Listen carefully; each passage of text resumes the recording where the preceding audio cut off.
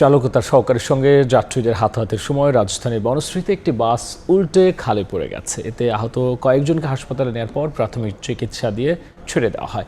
কেবল একজনকে Dhaka medical college হাসপাতালে ভর্তি করা হয়েছে। প্রত্যক্ষদর্শীরা জানিয়েছেন, দুর্ঘটনার শিকার বাসটি আলিফ পরিবহনের। ঘটনার সময় বাসে অন্তত ৩৫ জন যাত্রী ছিলেন।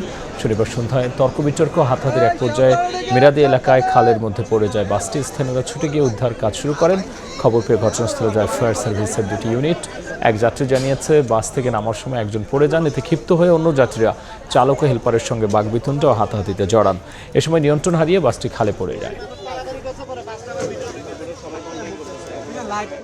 ৫ জন মহিলার মধ্যে 4 জন মহিলা নামছে, আরেকজন মহিলা আমার সময় গাড়িটা একটু হালকা টান দিছে, এর মধ্যে মহিলা পড়ে গেছে। পুরুষ 2 জন উঠে কিল ঘষি দিচ্ছে। ড্রাইভার জিদ করে টাইনা চলে আসছে। আসার পরে এখানে ব্যাপক মারতেছে 2 জনে, এর মধ্যে নিয়ন্ত্রণ হারায় এখানে পড়ছে। বাস উল্টানোর পরে 3 জন সাথে সাথে গেছে, অনেক রক্তাক্ত অবস্থা। এর মধ্যে একজনের অবস্থা খুব আশঙ্কাজনক। সামনাটা হলো কোমর পর্যন্ত পানি। বাস দিয়ে গুতাইলাম, ছিট উঠাইলাম, আমি কেউ পাইনি। বাম পাশে লেনের গাড়ি কথা কাটাকাটি হওয়ার পর তো এদিকে তো আসার কথা না। যারা ভিতরে ছিল তারা বলছে যে গাড়ির ব্রেক কাজ করে নাই। এখন এই গাড়ি উদ্ধার করার পর ব্রেক চেক করে দেখা যাবে যে আসলে কি ঘটনা ঘটছিল।